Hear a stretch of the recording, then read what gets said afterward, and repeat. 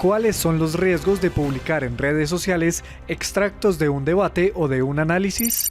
Bienvenidas y bienvenidos a Audiencias Capital, el espacio de participación y escucha de los y las televidentes de Capital. Gracias por acompañarnos. Hoy reflexionaremos sobre los riesgos que existen cuando en nuestras redes sociales publicamos extractos de los debates y análisis que tienen cabida en los programas de 1 hora emitidos en nuestra franja de opinión. Como veremos, un video de 1 minuto o minuto y medio publicado en Instagram con base en lo que en algún momento se dice en un análisis o debate de 1 hora puede confundir a la audiencia por al menos 3 razones. La primera razón es que fácilmente se pierde el enfoque con el cual fue abordado el tema o se ignora de un tajo el contexto general del debate y del análisis. La segunda razón es que en el extracto publicado se mencione un dato, un hecho, un comentario o una anécdota secundaria que termine desnaturalizando la argumentación o la solidez de los participantes. Y la tercera razón es que el extracto publicado en redes pueda desviar la atención sobre las preguntas esenciales del debate y del análisis y por tanto provoque reacciones ajenas al contenido original del programa. Lo interesante de lo aquí dicho es que es fruto de la conversación del defensor de audiencias con Laura Bautista, artista plástica residenciada en Cartagena y seguidora de Capital a través de Instagram. La contactamos porque ella hace parte del grupo de televidentes que se animan a consignar sus mensajes y comentarios a través del correo electrónico o de las redes y plataformas oficiales de Capital. Su comentario surgió cuando vio en Instagram este segmento de 1 minuto y 22 segundos tomado del programa Planeta Bogotá, que presenta y dirige Fernando Rojas en la franja de opinión de Capital. Por el nivel de inseguridad que significa montarse en una bicicleta. Y tú lo decías, Fernando, o sea, para una mujer es mucho más complejo andar en bicicleta que para un hombre, ¿no? Porque en muchas zonas de la ciudad, la ciudad no le ofrece, digamos, esa garantía que una mujer ande en bicicleta. Volvemos al enfoque interseccional. O sea, no es lo mismo andar en bicicleta para un hombre que para una mujer. Pero volviendo a la respuesta del Estado, el papel del Estado, y yo sigo pensando que si seguimos teniendo los mismos problemas de hace 50 años, es que realmente estamos con tecnologías y estamos con soluciones que están detrás y están atrás, digamos, de las necesidades de la ciudadanía. Y yo creo que el Estado y la institucionalidad sí se tiene que pensar muy bien en sus soluciones, sí, porque estamos ofreciendo unas soluciones que tienen 20 años de atraso. Y tampoco voy a entrar en la discusión de si son adecuadas o no, claro que han resuelto los problemas, pero no estamos generando esta posibilidad de conectarse con el usuario, de conectarse con la ciudadanía, para que el ciudadano participe de la solución de sus problemáticas. Si hay alguien que tiene conciencia y tiene claro cuál es su problema, es el usuario, ¿no? Entonces yo creo que al Estado sí le falta más eso, al Estado le falta más acercarse, le falta mucho más difusión. No todo el mundo tiene televisión, sí, hay otros medios, y ahí la democratización del conocimiento es importante. Como el comentario de Laura fue solo a partir del extracto publicado en Instagram, Laura pensó que se trataba de una conversación sobre equidad de género. En ese contexto general tenía sentido para Laura que la invitada apareciera en el video afirmando que no es lo mismo andar en bicicleta para un hombre que para una mujer. Bajo ese entendido, Laura escribió en Instagram que para ella tanto los hombres como las mujeres corren el mismo peligro. Yo creo que ambos corren los mismos peligros. Como ven, pues el comentario de Laura, aunque muy breve, es poderoso para reflexionar sobre los riesgos que tenemos al publicar en redes extractos de debates o análisis de nuestra franja de opinión. Amablemente, por petición nuestra, Laura vio el capítulo completo del programa antes de conversar con el defensor de audiencias. Veamos la entrevista con Laura.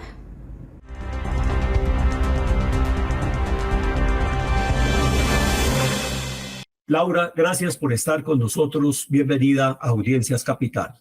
Hola Carlos, gracias por la invitación. Eres una artista plástica, tienes 28 años y actualmente vives en la ciudad de Cartagena. Sabemos antes de grabar esta entrevista contigo que cuando vivías en Bogotá eras una televidente asidua de Capital. Y sería chévere que comencemos esta conversación, en principio, comentando cómo es esa experiencia de vivir uno en la ciudad y ver la señal de televisión en el momento en que lo hacías a través de la señal abierta, y ahora, cómo es esa experiencia de Ver a Capital básicamente a través de las redes y plataformas digitales, especialmente a través de Instagram? Bueno, cuando vivía en Bogotá tenía la posibilidad de llegar a mi casa a ver la programación de Canal Capital y cuando tenían programación de arte y una que otra serie. Ya cuando llego aquí a Cartagena, pues ya no tengo acceso directo y Instagram es la principal fuente que tengo de conexión. Y la manera de leer o de entender la información que tiene Canal Capital, pues es bien diferente, ¿no? La verticalidad de la información que te dan las redes sociales, pues te dan como una partecita muy pequeña de los contextos grandes que tienen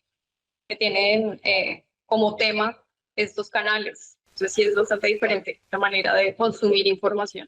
Te llamamos, te buscamos, especialmente porque tú viste un fragmento, pedacito de un video, de un programa que dura hora y media, sacaron un extracto en donde una exministra, la ministra de Ciencia de Colombia, está hablando de las condiciones de desigualdad que tienen las mujeres comparadas con los hombres cuando son usuarias de la bicicleta. Cuando son usuarias de la bicicleta. Ese es un pedacito del programa. Cuando tú viste ese video, ¿qué pensaste? ¿Que se trataba de que el programa o el programa completo? Porque al final invitan a la gente a ver el programa completo. ¿Sobre qué temas pensaste que estaban hablando? Inmediatamente pensé en temas de género, de la protección de la mujer, de bueno, todo lo que circunda pues las temáticas de hoy, ¿no? Que también están como muy de moda, por decirlo de alguna manera. Ya luego vi el resto, vi el programa completo y pues, me di cuenta que apenas eso fue ni siquiera una tercera parte de lo que realmente era el grueso de lo que se quería mostrar.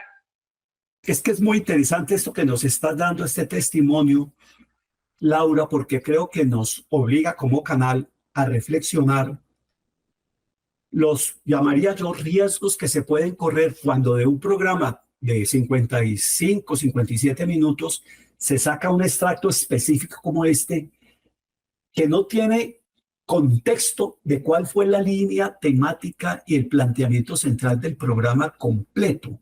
Creo que esa es una reflexión que nos obliga para mirar desde el punto de vista de redes sociales qué tanto sacamos de contexto la información, las ideas, los aportes, los datos y el análisis que se hace de un tema concreto. Porque fíjate que tú creías, viendo solo el extracto, que se estaba hablando de género.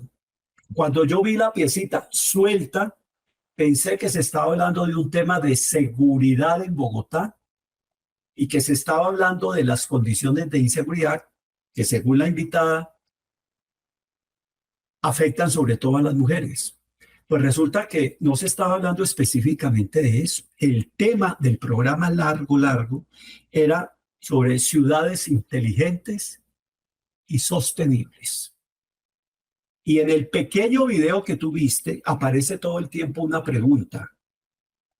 ¿Cómo pensar en una Bogotá del futuro? Entonces es una pregunta que no concuerda exactamente con el título general del programa extenso, que nos obliga, repito, a reflexionar sobre cómo hacemos ese tipo de selecciones en Capital. ¿No te parece? Sí, de hecho, después de que vi el programa pensé que había sido más como por marketing, ¿no? El tema de la mujer es un tema muy sonado en este momento, entonces pienso que el post fue como un gancho para este tipo de audiencia que se interesa mucho como en este tipo de temas, ¿sí? Y también, ahora que lo pienso, es lo que tú dices, en una parte está la pregunta de cómo pensar la ciudad a futuro, y al otro lado estaba el comentario de la señora, ¿no? Cuando yo vi estos dos seguidos, no entendí. O sea, yo decía como, ¿pero qué tiene que ver esto con esto? Sí, ahora que lo recuerdo. Entonces sí, pienso que en ese momento sí lo vi más como un gancho para atraer público. Fíjate qué interesante, porque tú primero crees que se está hablando de género dentro de un programa más extenso. Ahora tienes como la idea de que pudo tratarse de un recurso para ganar más likes y más vistas de ese video que dura un poquito más de un minuto. Sería muy interesante hablar con quien manejó ese video, con quien hizo el extracto, preguntarle, oye, ¿tú por qué escogiste ese pedacito que a nuestro modo de ver saca de contexto todo el análisis sobre las ciudades inteligentes y sostenibles? Creo que es un ejercicio que vale la pena que hagamos con la persona que hizo el extracto, porque, repito, eso nos obliga a una reflexión como canal de cómo ese trabajo puede crear una disociación entre el programa que se emite al aire completo con lo que se saca en unos pequeños extractos en las redes sociales. Tuviste la generosidad, Laura, de ver completo el programa, cosa que agradecemos muchísimo. Y como ya lo viste completo, quisiera que nos ayudes a conocer cuál fue tu valoración, tu percepción general de ese tema del que se habla ahí, ciudades inteligentes y sostenibles. Honestamente, me pareció poco realista. Es un tema interesante, sí, pero me parece poco realista aplicado a una ciudad como Bogotá. Cuando yo empiezo a ver el programa y veo el tema, lo primero que pienso es, hombre, o sea, ¿cuál ciudad inteligente en una ciudad que lleva más de 100 años tratando de hacer un metro? ¿Sí? También en la manera en la que se ha venido construyendo también la ciudad con el paso del tiempo. Entonces, pues me parece poco realista. Vuelvo y digo, es interesante el tema, pero me parece muy por fuera de las necesidades inmediatas de la ciudad. Con esto que me estás contando, me estoy acordando de un planteamiento que hizo tal vez en 3 momentos del programa la exministra de Ciencia, que es una de las invitadas al programa, en el sentido de que la tecnología, el uso eficiente de la data disponible que hay sobre la ciudad, de la inteligencia artificial, el conocimiento científico y tecnológico más avanzado, la innovación y demás, empieza a perder poder y sentido si no hay un esfuerzo deliberado y de largo aliento por garantizar la apropiación social del conocimiento. Y quizá, te lo pregunto, quizá eso es lo que hace que a ti te parezca que eso es bastante imposible, que es algo demasiado utópico el ver a Bogotá como una ciudad inteligente, quizá porque no hay suficiente apropiación de ese conocimiento. Sí y no. Pienso que es muy complejo también, ¿no? Hombre, Bogotá tiene entre todos sus habitantes un grueso de población que tiene un acceso muy débil a ciertas formas de educación que le permiten entender este tipo de tecnologías como algo funcional para su vida, ¿no? Y eso también es parte de la segregación que ha generado que tengamos administraciones históricamente tan corruptas, ¿sí? Y esa es la manera en la que se ha proyectado la ciudad, a ser una ciudad realmente mediocre, porque por más que digan que Bogotá, por ser la capital, wow, allá hay todo, nosotros estamos en un subdesarrollo todavía increíble. Entonces, sí es necesaria una educación que permita este sentido de propia valía y de apropiación de lo que se tiene, pero también es muy necesario que desde una administración también exista la capacidad de proyectar estos proyectos de manera completa, ¿sí? Que no se hagan las cosas ahí como al garete y como caiga y como quedó, quedó. Que digamos para mí un ejemplo clarísimo, aparte del metro, bueno, el metro que todavía no existe, que esperemos que sí exista esta vez, Transmilenio, ¿no? Transmilenio, hombre, duraron 20 años haciendo Transmilenio y en 7, 8 años de uso ya había un hacinamiento terrible, ¿sí? Hoy por hoy te paras tú en la estación de la 100 y si en un descuido por la cantidad de gente que está ahí a las 5 de la tarde, te pueden botar por la estación y te partes ahí una pierna, y lo digo porque me ha pasado. Y lo triste de esta situación es, más allá del porrazo, es que tampoco hay la sensibilidad humana en la ciudad que te da la mano y te ayuda a levantar. Te dejan ahí botado y de malas. Yo necesito subirme al Transmilenio. Y eso hace parte de cómo todas estas políticas públicas del subdesarrollo nos ha también como deshumanizado de alguna manera, ¿no? No nos importa el otro. Y creo que sí hay que hacer un trabajo social bien importante, pero si hablamos de tecnologías y de necesidades inmediatas, que sean realizables las cosas, yo pensaría más en utilizar inteligencias artificiales, por ejemplo, para las personas con discapacidad, ¿sí? Que una persona que sea ciega o una persona que no se pueda mover, que no tenga una pierna o cualquier situación de discapacidad, utilice esta herramienta y que de verdad le sea útil para transitar por la ciudad.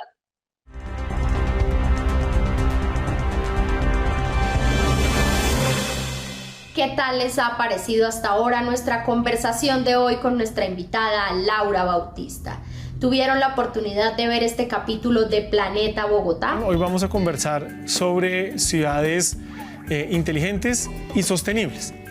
Para eso vamos a hablar con dos personas muy chéveres, muy pilas, pero además que tienen una visión muy interesante sobre este tema.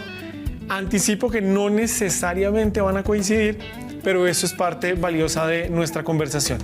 Quiero saludar primero a Mabel Torres, quien es docente universitaria de la Universidad Tecnológica del Chocó. Fue ministra, pero además está muy elegante. Entonces, buenas noches, bienvenida y gracias por acompañarnos aquí en Planeta Bogotá. Buenas noches, Fernando, y muchas gracias por invitarnos a este espacio tan necesario. Cada vez necesitamos hacer mucha más pedagogía sobre el impacto de la ciencia, la tecnología y la innovación en el bienestar de las personas. Maravilloso tenerte aquí. Y nos acompaña Carlos Parra, que es profesor de la Facultad de Ingeniería de la Universidad Javeriana. Fernando, mil gracias por la invitación y claro, cuenta con todos los puntos de vista de lo que estamos trabajando y lo que pensamos que es la ciudad inteligente y sostenible. Maravilloso. Entonces arranquemos de una. La primera pregunta es, ¿qué es una ciudad inteligente y sostenible? ¿Son los dos conceptos? ¿Son excluyentes?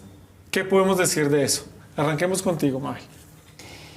Bueno, las Smart Cities o ciudades inteligentes es como una tendencia que ha estado muy de moda en los últimos 10 años, pero que a veces siento que se convierte en una moda, ¿no? Solamente como en el meme, en la fotografía de lo que puede hacer la tecnología, pero no hemos logrado escalar el tema de las ciudades inteligentes y sostenibles. Yo, de hecho, he estado en una controversia conmigo misma, que aunque las ciudades inteligentes se definen como esas ciudades que utilizan las tecnologías para mejorar el bienestar, el manejo, la gestión del conocimiento, de los ecosistemas y de las personas, no necesariamente la gente entiende una ciudad inteligente como una ciudad sostenible, porque cada vez que hablamos de ciudades inteligentes, hablamos de las tecnologías y nos olvidamos del resto, ¿no? Entonces, creo que tenemos que empezar a alinear estos dos conceptos porque la sostenibilidad va mucho más allá de utilizar las tecnologías, porque podemos utilizar las tecnologías de muchas maneras. Sin embargo, cuando nosotros hablamos de sostenibilidad, hablamos de optimización de recursos, hablamos incluso de algo que no se está teniendo en cuenta, que es el enfoque interseccional, el enfoque de género de una ciudad, el enfoque de adultos, de vejez. En estos días hicimos un festival que fue el primer festival de la co-creación y las conexiones en La Guajira, y cuando hablábamos de enfoque interseccional, por ejemplo, una mujer nos decía, no, es que yo estoy vieja, yo tengo más de 60 años, ¿sí? Y muchas veces no se tienen en cuenta los procesos de formación y no se tienen en cuenta la ciudad de una persona con la edad como la mía. Cuando ustedes ven un extracto de un programa como estos en Instagram, en TikTok, en Facebook o en alguna de las redes de Capital, ¿sienten la necesidad de buscar en nuestras redes la versión completa del programa? ¿Les ha pasado alguna vez, como a Laura, que al ver un segmento de un debate o de un análisis terminan confundidos sobre el contenido original y el enfoque editorial del programa emitido por la señal abierta de Capital? ¿Prefieren ver los programas de la Franja de Opinión de Capital por la señal abierta o prefieren verlo por las plataformas digitales? ¿Se animan a enviarnos sus comentarios o reacciones ante este tipo de debates? ¿Les gustaría que tratáramos algún tema en específico sobre la programación de Capital? ¿O quizá tienen dudas, preguntas, sugerencias sobre la programación de Capital, como la opinión que tenía nuestra invitada Laura Bautista? Pues ya saben que nos pueden escribir al correo electrónico defensoría@canalcapital.go.co. Estaremos atentos para tomar nota a todos sus comentarios, preguntas o sugerencias. Recuerden que este programa es de ustedes y para ustedes, y que estamos abiertos para recibirlos en nuestro programa. Sigamos viendo la entrevista.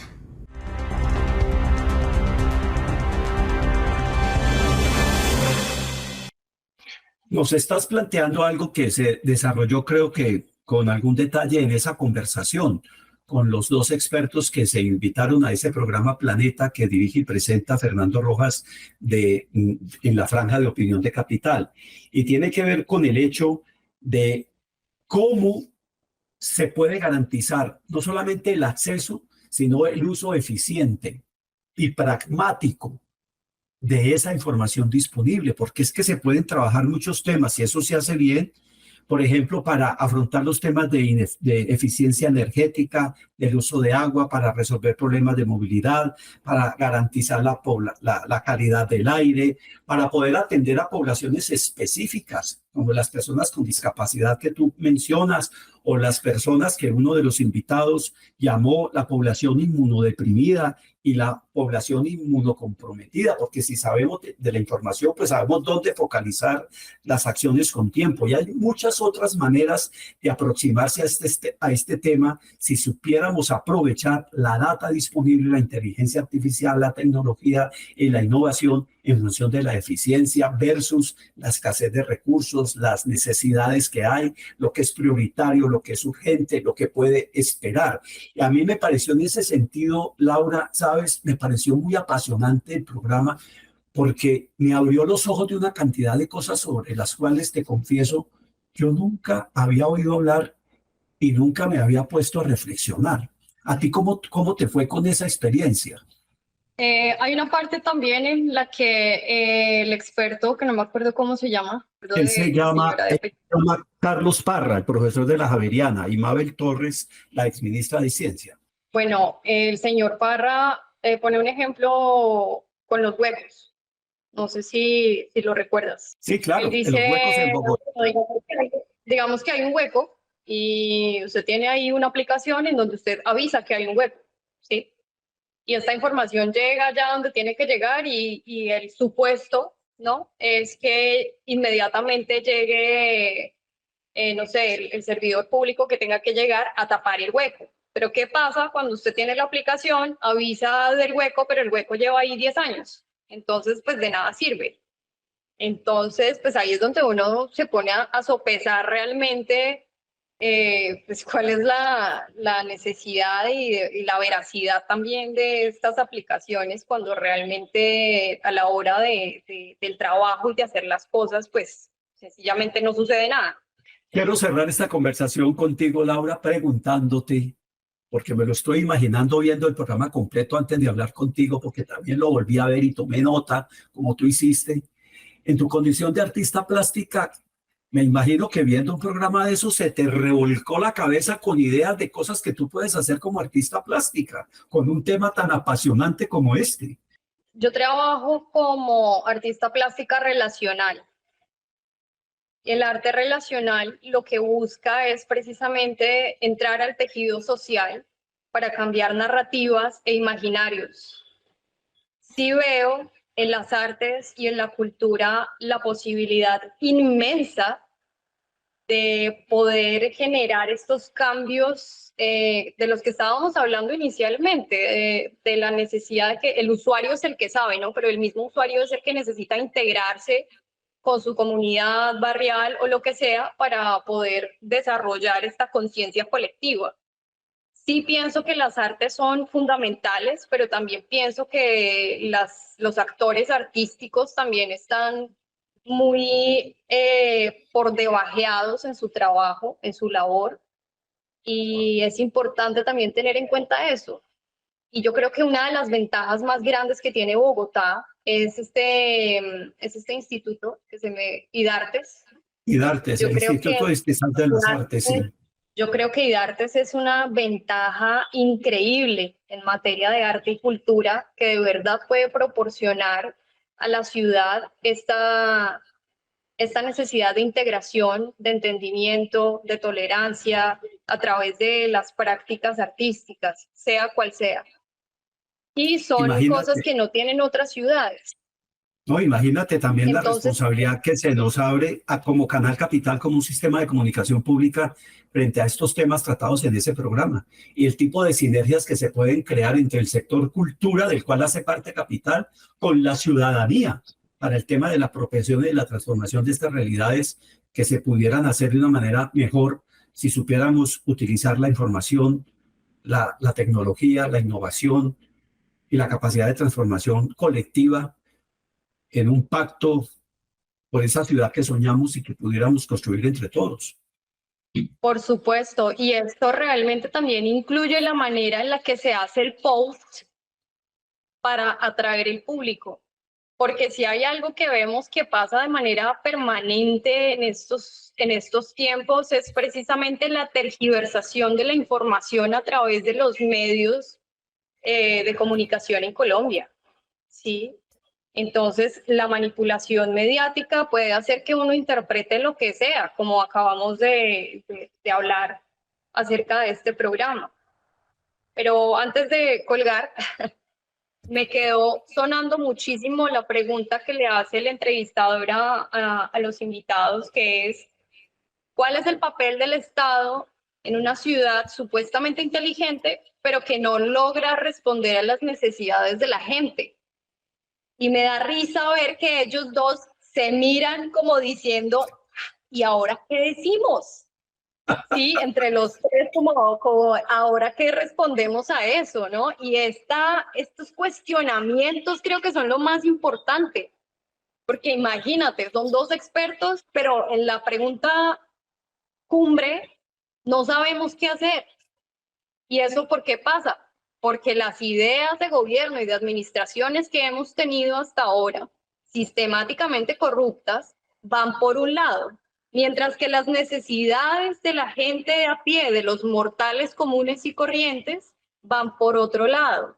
Entonces, a la final, pues tenemos una ciudad volcada en el caos, volcada en el desespero, construida ahí al garete, como ya dije, como caiga, y en eso, pues, no hay desarrollo real, ¿sabes? Se vuelve un sálvese quien pueda.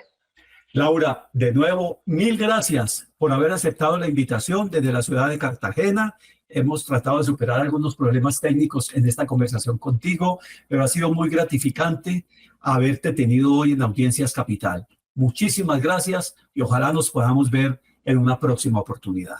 Vale, muchísimas gracias por el espacio.